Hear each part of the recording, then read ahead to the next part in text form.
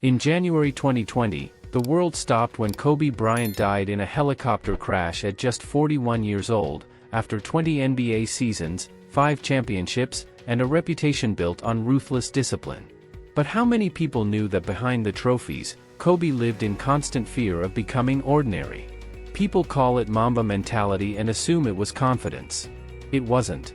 It was fear, isolation, and a man running from something deeper. So where did that fear really begin? For nearly 20 years, Kobe Bryant lived by a routine few people ever witnessed. While the city slept, around 4 in the morning, he walked into empty gyms with no cameras, no applause, and no one watching. This wasn't about showing discipline. It was about silencing a fear that never let him rest. If he skipped a workout, his mind wouldn't slow down. If he felt even slightly behind, anxiety followed him through the night. Winning didn't calm it. Championships didn't ease it. Each trophy only raised the bar higher, making the distance to failure feel shorter. Kobe didn't train like this to dominate others. He trained because stopping meant facing the possibility that he wasn't special enough.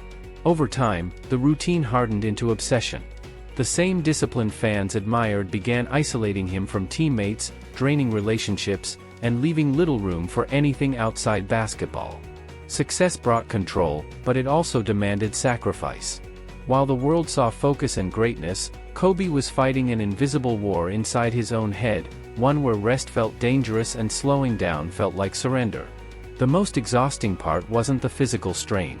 It was the belief that if he ever allowed himself to pause, everything he built would slip away. And that belief didn't appear overnight. It was formed long before the NBA, long before fame, in a childhood where being alone taught him that effort was the only thing he could rely on. Kobe Bryant was born in 1978 in Philadelphia, into a family where basketball was not a dream but a job.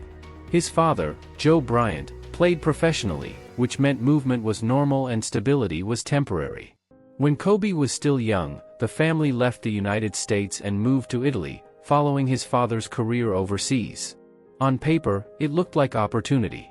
In reality, it was isolation. Different language. Different customs. Different rhythms of life. Kobe stood out everywhere he went, and not in ways that made him feel welcome. At school, he struggled to communicate. On the streets, he was the outsider. Friendship required ease, and ease was something he never learned there. Basketball became his refuge because it was the only environment that responded logically. The ball did not care where he came from. The rim did not judge his accent. Effort produced results, and results felt safe. Hours alone in gyms replaced social connection. Repetition replaced conversation. Improvement became proof that he mattered. This was not about passion yet. It was about control. When the world felt unpredictable, basketball gave him structure.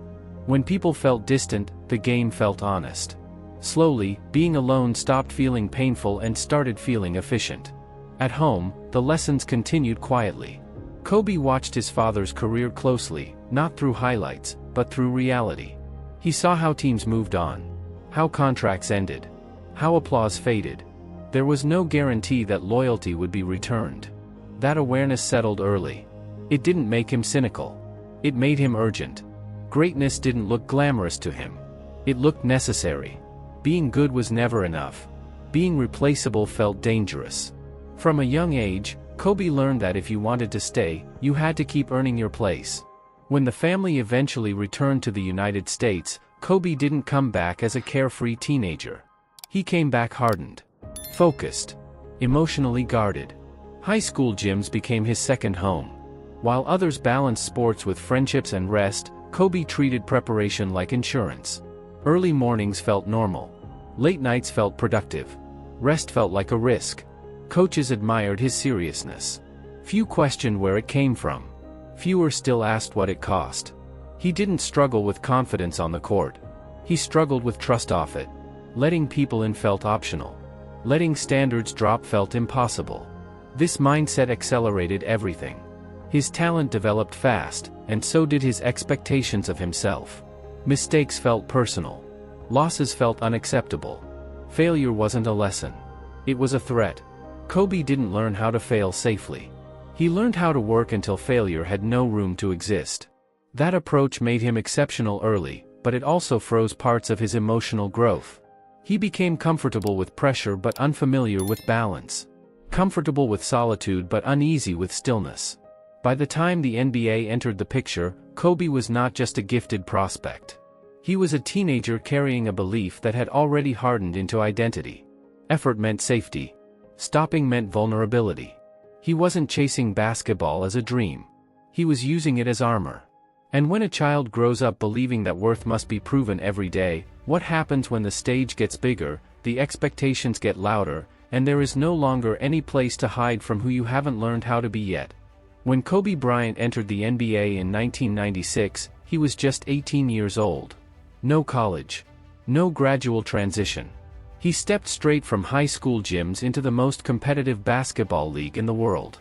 On the surface, it looked fearless. In reality, it was unfinished. His talent was ready. His emotional world was not. Kobe arrived carrying confidence built on preparation, but also a fragile belief that his value depended entirely on performance. There was no margin for adjustment. He didn't feel young. He felt tested. Early opportunities came quickly, but so did early failures. In the playoffs during his rookie season, Kobe took crucial shots and missed them. Air balls. On the biggest stage. The criticism was immediate and loud. Fans questioned his judgment. Media questioned his readiness. For most teenagers, that kind of moment would be a lesson. For Kobe, it became confirmation. Failure wasn't something to process. It was something to erase. He responded the only way he knew how: more work, more isolation, more control. Inside the locker room, he struggled to fit in. Kobe was younger than most of his teammates, but he acted older. He demanded more. He spoke bluntly. He trusted effort more than relationships. Veterans saw arrogance. Kobe saw urgency. He wasn't trying to be liked. He was trying to survive. In a league where respect is earned slowly, he tried to compress time.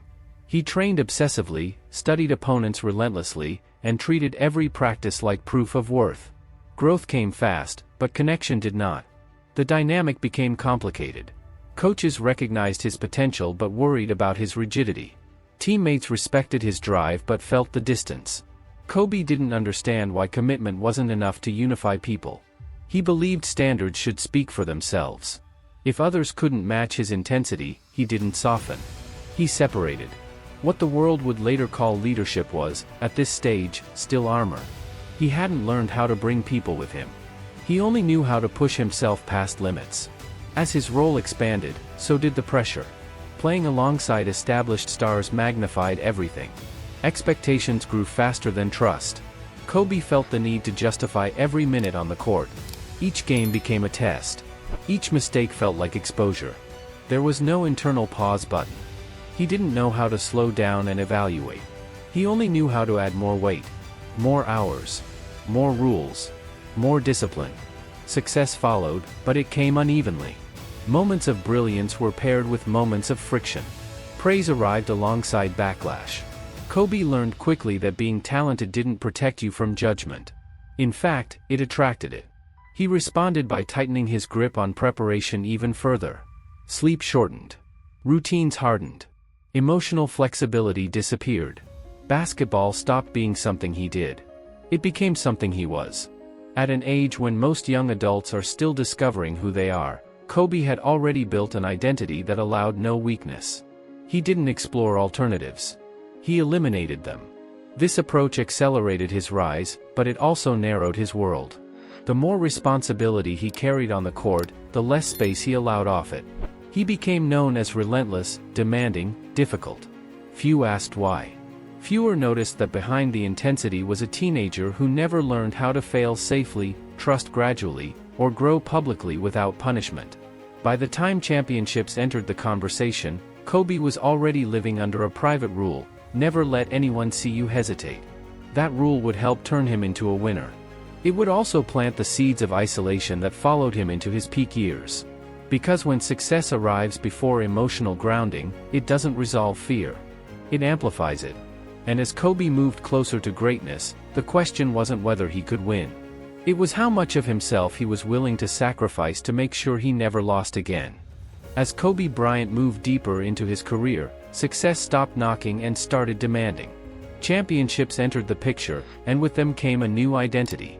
The media didn't just describe his game. They branded his mind. Black Mamba became shorthand for ruthless focus, emotional distance, and an almost surgical approach to winning. Fans admired it. Opponents feared it. Kobe embraced it because it fit the armor he had been building for years. Cold, precise, unbreakable. The persona worked. It simplified expectations. It gave him control over how the world saw him. On the court, the results were undeniable. Titles followed. Iconic performances stacked up. Moments replayed endlessly. He delivered when pressure peaked, and that reliability turned him into a symbol. To many, he represented the purest form of commitment. The player who wanted it more than anyone else. But what looked like clarity from the outside was, internally, constant compression. The margin for error disappeared. Every game had to justify the standard. Every season had to raise it. Winning didn't end the chase. It reset it at a higher level. Media narratives polished the image. Kobe was framed as the ultimate professional, immune to doubt, fueled by willpower alone. Interviews focused on discipline, sacrifice, and obsession, and he rarely corrected the story. The myth protected him. It kept questions at bay. But myths come with a price. They flatten complexity. They leave no room for contradiction. When you are cast as relentless, you are not allowed to rest. When you are labeled fearless, you are not allowed to admit fear. Behind the scenes, the workload intensified. Training sessions grew longer. Recovery shrank. Routines became stricter. Anything outside basketball felt like distraction. Relationships bent around the schedule or broke under it. Teammates learned to navigate his intensity carefully. Some rose to meet it. Others resented it. Kobe didn't see that as conflict. He saw it as sorting. If you couldn't match the standard, you didn't belong in the space he was trying to protect. The wins validated his approach, but they also locked it in. Success confirmed that control worked. That isolation produced results. That emotional distance prevented weakness. The more he won, the less willing he became to adjust. Basketball absorbed everything. It defined time, mood, and identity. When games went well, life felt manageable. When they didn't, everything tightened. There was no separation between performance and self-worth. Praise fed momentum. Criticism felt personal. As fame expanded globally, the pressure multiplied. Kobe wasn't just carrying a franchise. He was carrying an idea. Fans expected dominance. Media expected perfection. He expected both from himself every night. There was no neutral state. Every performance was measured against history, and history always asked for more. The roar of the crowd amplified the stakes but never eased the tension. Applause felt temporary. Silence felt dangerous. Even at the height of success, moments of emptiness slipped through. Championships were celebrated quickly and then archived mentally as benchmarks to surpass. Satisfaction felt inefficient. Pausing felt risky. Kobe didn't know how to sit with achievement. He only knew how to build on it. The question wasn't whether he had enough. It was whether he had done enough. And that question never had a stable answer. The Black Mamba persona shielded him from vulnerability, but it also narrowed his emotional range. Admitting uncertainty would fracture the image. Asking for help would complicate the myth. So he doubled down. More structure. More rules. More distance. The world saw clarity. Inside, pressure kept stacking. This was the peak. The banners. The accolades. The legend in real time. But peaks are deceptive. They hide how thin the air becomes. Because when identity is built entirely on performance, the higher you climb, the further you have to fall. And as Kobe stood at the center of basketball's brightest spotlight, something was already forming beneath the surface. A tension that winning alone could not resolve. A fracture that discipline could not fully contain. And the next chapter wouldn't begin with a loss on the court. It would begin with a moment that shattered the image he had spent years controlling. By 2003, Kobe Bryant was at the height of his power. Championships, global fame, and an image carefully built around control and superiority. Then everything fractured. A sexual assault accusation surfaced in Colorado, and overnight, the narrative collapsed. Sponsors paused.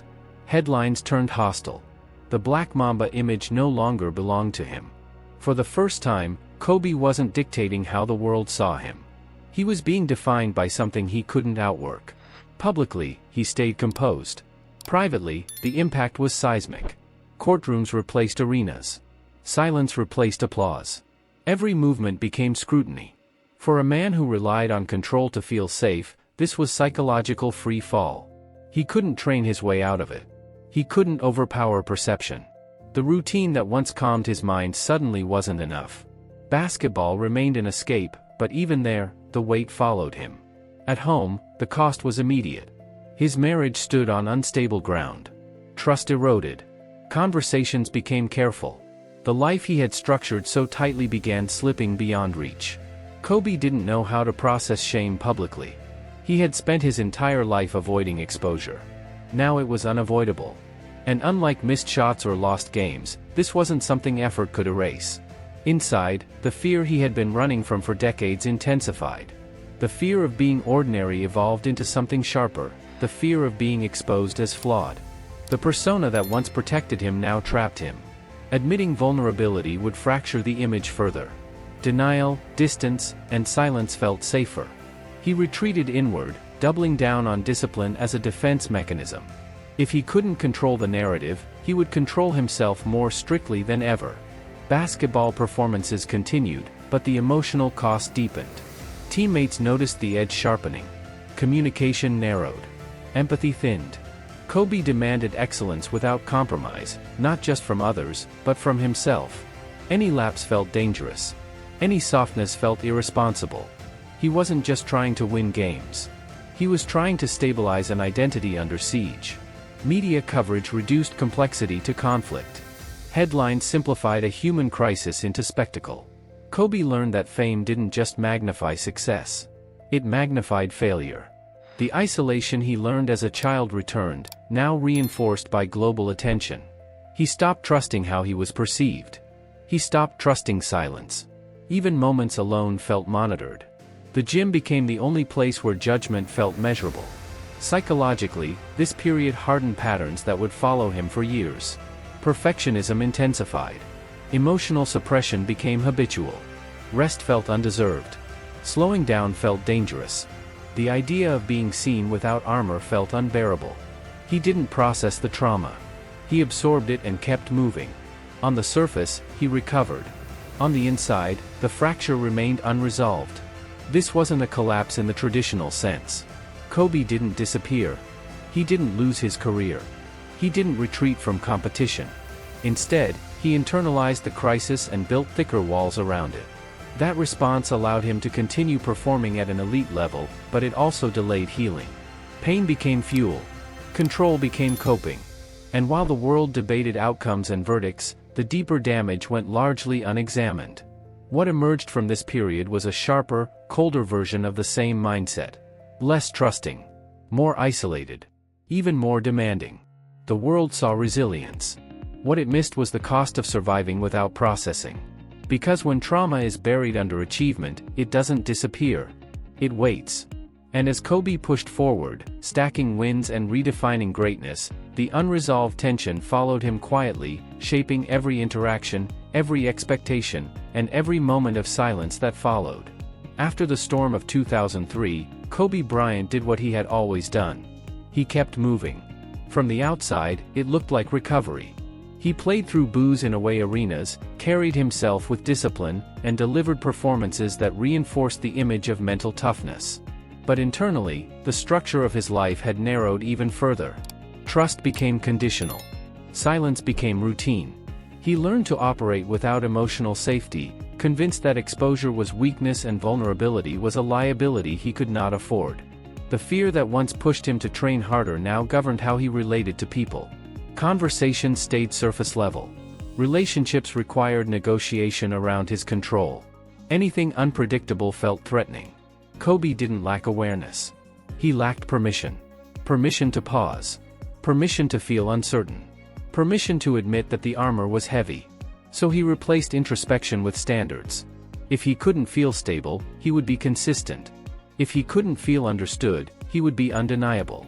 This mindset bled into everything. Leadership became transactional. Expectations became non-negotiable. Teammates felt the weight of his intensity, not always knowing where it came from. Some responded with admiration. Others with resistance. Kobe didn't interpret that as emotional distance. He interpreted it as proof that standards separate people. The problem was that separation felt familiar. It felt safe. Loneliness had shaped him early. Now it followed him at the peak. Sleep remained fragile. Rest felt undeserved. Even in moments away from basketball, his mind stayed alert, scanning for decline. Injuries were treated like betrayals by his own body. Aging felt like an enemy closing in. The idea of losing physical dominance triggered the same fear he had carried since childhood, becoming replaceable. He responded by pushing harder, not smarter. Pain became background noise. Recovery became secondary. Control stayed central. Public perception slowly shifted again. As time passed, performances reclaimed headlines. The scandal faded from daily conversation. Many assumed the crisis had passed. What they missed was that Kobe never processed it as a human experience. He processed it as a threat to be neutralized.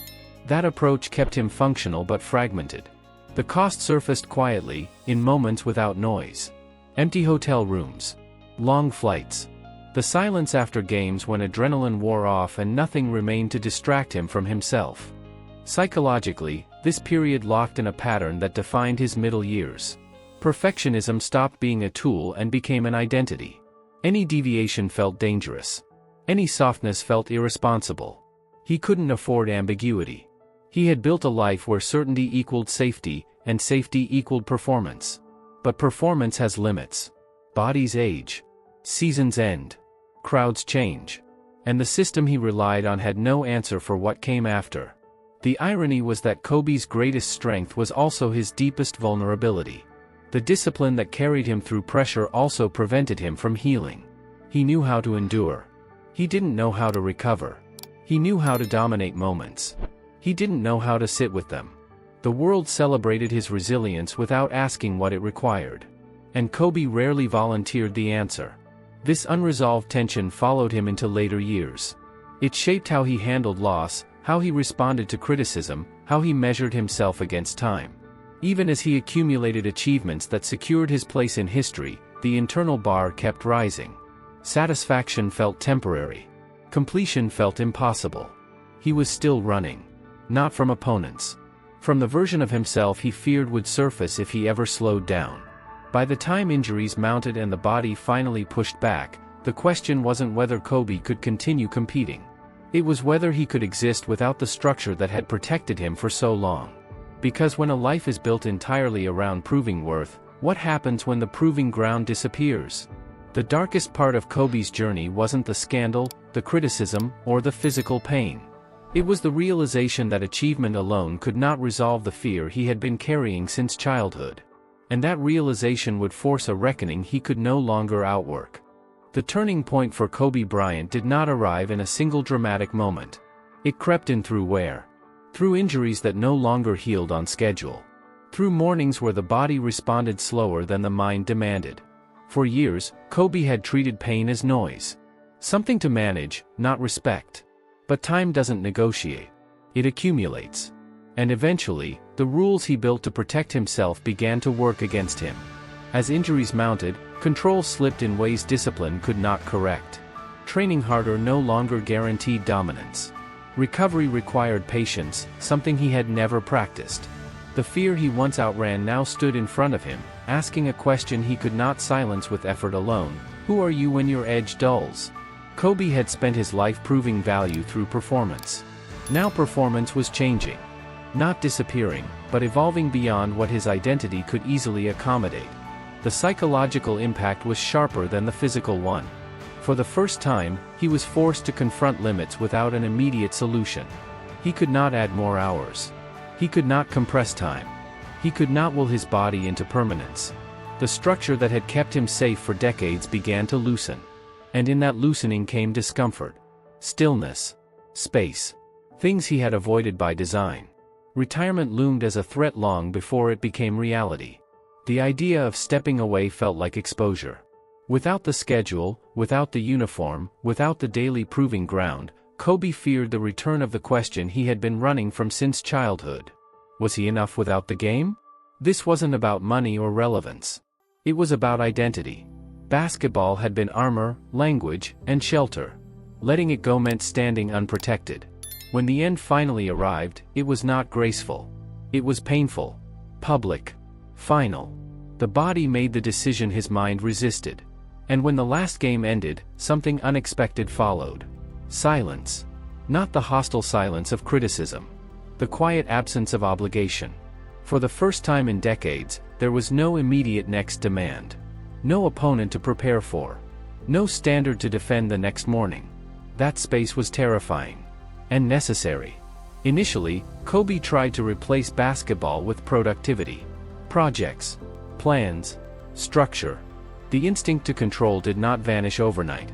But something had shifted. Without the daily pressure of performance, cracks became visible. Emotions surfaced that had been deferred for years. Fatigue that wasn't physical. Grief for a version of himself that no longer existed. And beneath it all, a realization he had never allowed himself to articulate. Discipline had kept him alive, but it had not taught him how to live. The real turning point came not from ambition, but from relationship. Becoming more present as a father changed the rhythm of his days. Children don't respond to standards. They respond to attention. Listening replaced directing. Time slowed down in ways Kobe had never practiced. And in those moments, something softened. Not the drive. The fear beneath it. He began to experience worth without performance attached to it. For the first time, Kobe allowed himself to explore creativity without competition. Writing. Storytelling. Mentorship. These weren't arenas to dominate. They were spaces to reflect. He began reframing his past, not as a list of victories, but as a sequence of lessons. Pain wasn't just fuel anymore. It became information. He spoke more openly about struggle, about the cost of obsession, about the difference between excellence and self-erasure. This wasn't reinvention in the public sense. It was recalibration. Kobe didn't abandon the standards that made him great. He contextualized them. Discipline became a tool instead of a shield. Control loosened into intention. He didn't erase the Black Mamba. He integrated it with the parts of himself he had neglected. Curiosity replaced constant vigilance. Presence replaced anticipation. The most meaningful change was subtle. He stopped running. Not physically, but psychologically. He allowed moments to be complete without immediately measuring them against what came next. Achievement no longer had to justify existence. It could simply be part of it. That shift didn't erase the past, but it changed how he carried it. The armor became lighter because it was no longer always on. This turning point arrived late, but it arrived honestly. Kobe did not become someone else. He became more of himself. A man who understood that relentless pursuit without reflection leads to survival, not fulfillment. That lesson did not diminish his legacy. It deepened it. Because true growth isn't about adding more. It's about letting go of what no longer serves you. And as Kobe stepped into this quieter chapter, something rare happened. The fear that once governed his life loosened its grip. Not because it disappeared, but because it was finally acknowledged. For the first time, he wasn't proving anything. He was living with intention. And in that space, a different kind of greatness emerged. One that didn't depend on scoreboards, crowds, or comparison. One that suggested the hardest opponent he ever faced wasn't on the court. It was the version of himself that believed rest was weakness and slowing down meant failure. In the years after retirement, Kobe Bryant entered a phase of life that looked quieter from the outside but felt unfamiliar on the inside. The rigid structure that had defined his days for decades was gone. There were no practices to prepare for, no opponents to study, no season to survive. What replaced it was time. Time to observe himself without the constant pressure of performance. At first, that space felt uncomfortable. But gradually, it became something else. An opening. Kobe redirected his intensity towards storytelling. Writing gave him a way to process experience without competing against it. Children's books, short films, and creative projects became tools for reflection. They weren't about domination or validation. They were about translation. Turning lessons into narratives. Turning pain into meaning.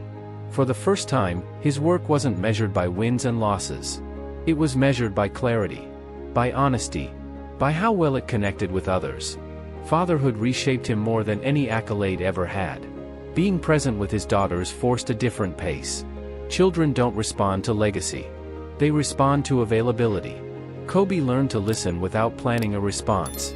To stay without scanning for the next task. In those moments, he experienced something his earlier life rarely allowed: value without performance. Love without conditions. The standards didn't disappear, but they softened. They became guiding principles instead of weapons. His relationship with basketball evolved as well. Kobe began mentoring younger players, not just in skill, but in mindset. He spoke openly about the cost of obsession, about the difference between commitment and self-destruction.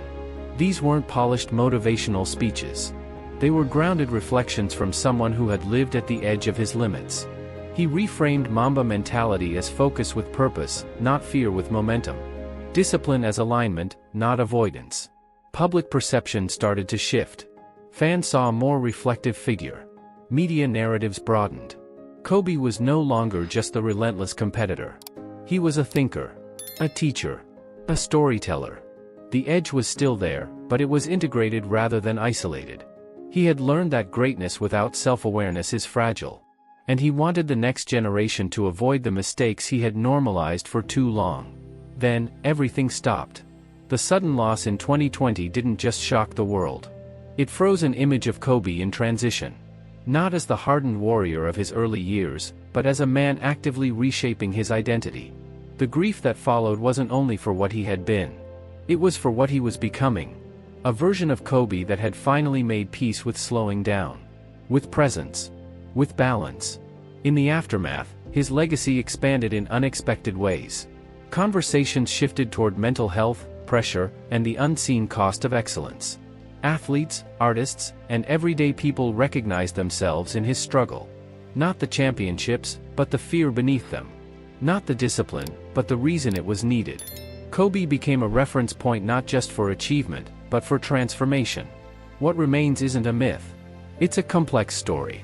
One that shows how resilience can protect you and limit you at the same time. How ambition can build a life and obscure it. Kobe's impact endures because it's human. He didn't arrive fully formed. He adapted. He reflected. He evolved. And in doing so, he left behind more than highlights. He left permission. Permission to question your patterns. Permission to redefine success. Permission to grow beyond the version of yourself that once kept you safe.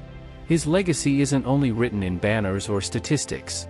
It lives in the understanding that greatness is not just about how hard you push. It's about when you choose to stop pushing and finally listen. That lesson, learned late but lived honestly, may be the most powerful one he ever shared. The story of Kobe Bryant is often told through numbers, banners, and championships. But those are only the visible parts. The deeper story is about what happens when success is built on fear instead of peace. Kobe proved that relentless discipline can take you to the top. He also showed that discipline alone cannot heal what drives it. For most of his life, effort was protection. Control was safety. Slowing down felt dangerous. And that mindset worked, until it didn't. His journey reminds us that resilience without reflection becomes survival, not fulfillment. You can outwork pain for years, but eventually it asks to be understood. Kobe didn't lose because he pushed too hard. He struggled because he didn't know when to stop pushing and start listening. The most meaningful shift in his life didn't come from another victory. It came when he allowed himself to exist without constantly proving his worth. This story isn't about basketball. It's about identity. About the cost of tying your value to performance. About how success can protect you from failure while quietly distancing you from yourself. Kobe's legacy matters because it shows that growth doesn't mean abandoning who you were. It means understanding why you became that way. Some people chase greatness to become more. Others chase it to avoid feeling less. The difference defines how heavy the journey becomes. So before you push harder, ask yourself one thing. Are you running toward something you want, or away from something you never faced? So what's your story?